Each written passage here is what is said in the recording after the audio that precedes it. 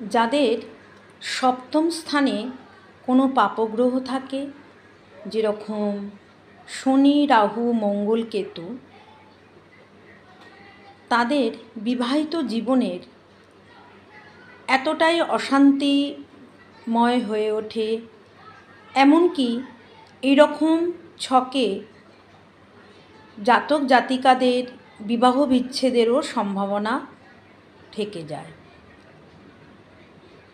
যাদের এই ধরনের রাশিচক্রের সপ্তম স্থান পাপগ্রহ দ্বারা অ্যাফ্লিক্টেড বা লগ্নে রাহু, মঙ্গল, রাহু, কেতু এগুলো থাকে, এইসব পাপগ্রহ, তারা অবশ্যই এই ক্রিয়াটি করুন।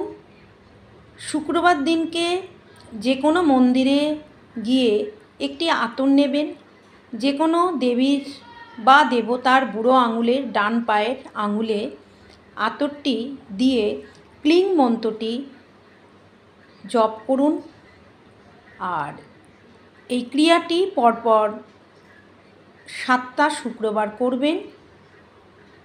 এবং যারা বিয়ের আগে জেনে নিচ্ছেন আপনার রাশিচক্রের অশুভ গ্রহের সপ্তম স্থানের অবস্থান, তারা আগে থেকে এই ক্রিয়াটি করবেন।